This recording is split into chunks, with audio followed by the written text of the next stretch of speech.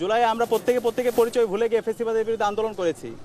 জুলাই পরবর্তী আমরা যদি শহীদদের আকাঙ্ক্ষার আলোকে বৈষম্যহীন ইনসাফভিত্তিক বাংলাদেশ বিনির্মাণ করতে চাই, তাহলে যে জুলাই বিপ্লব ঢাকা বিশ্ববিদ্যালয় থেকে শুরু হয়েছে, সেই ঢাকা বিশ্ববিদ্যালয়ে আমাদের গণতন্ত্রের চমৎকার একটা নজির স্থাপন করতে হবে।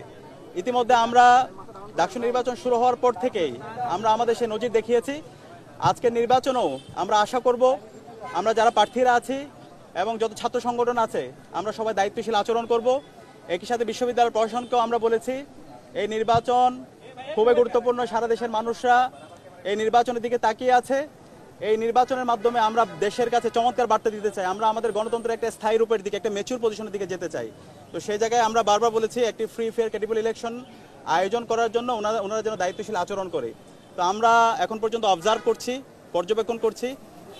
আমরা আশা করব সকালে যেভাবে আমাদের নির্বাচন শুরু হয়েছে শেষ পর্যন্ত সুন্দরভাবে সুস্থভাবে নির্বাচন সম্পাদন হবে ইনশাআল্লাহ।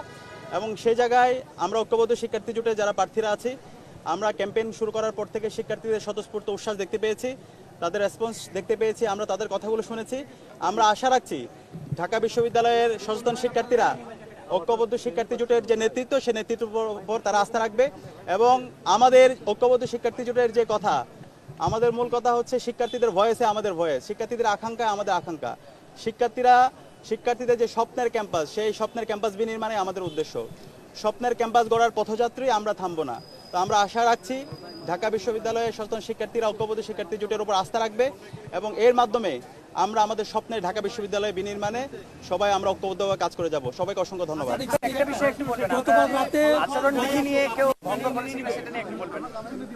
আমরা আচরণবিধির ব্যাপারে বিশ্ববিদ্যালয় প্রশাসনের সাথে আলাপ করেছি।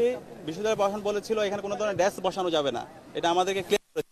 আমরা কোনো ডেস্ক ব্যবহার করিনি এবং 100 মিটারের মধ্যে কোনো ধরনের স্লিপ দেওয়া যাবে না।